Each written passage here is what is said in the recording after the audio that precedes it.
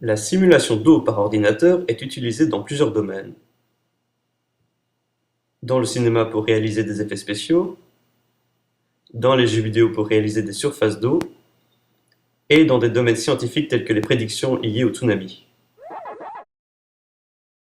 Le mouvement des fluides est décrit par les équations de Navier-Stokes. Celles-ci ne sont, malheureusement, pas résolubles analytiquement. Deux types de méthodes furent développées pour résoudre ce problème.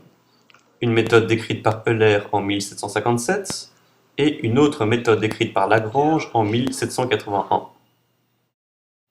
En 1977, le développement des technologies informatiques permit à trois chercheurs du nom de Gingold, Monaghan et Lucy de développer une méthode nommée SPH en se basant sur le principe de Lagrange. La méthode que nous décrirons par la suite est un exemple de méthode SPH. La simulation présentée est divisée en 4 étapes.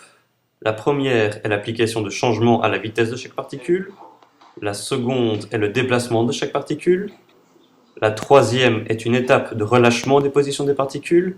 Et la quatrième est le calcul de la vitesse réelle de chaque particule. La gravité découverte par Isaac Newton au XVIIe siècle est appliquée à chaque particule. Il s'agit d'une force verticale vers le bas décrivant un déplacement de 9,81 mètres par seconde au carré. La viscosité est la résistance d'un fluide au changement de forme. Par exemple, souvenons-nous de Flubber, imaginé par Disney, qui était extrêmement visqueux. Au plus un fluide est visqueux, au plus les positions des particules auront tendance à subir peu de modifications. Les springs décrivent une force s'exprimant de deux manières.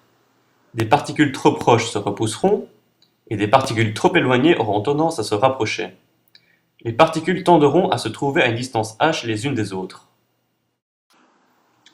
La gestion de collision entre les particules et les objets consiste en l'utilisation d'un facteur de rebondissement afin de s'assurer que les positions des particules restent en dehors des limites rencontrées.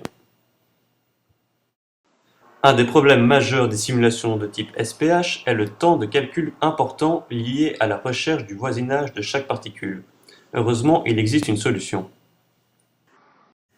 La solution est l'utilisation d'un octree. Il s'agit d'une structure de données divisant récursivement l'espace en 8 cubes jusqu'à obtenir des cubes de côté de longueur h.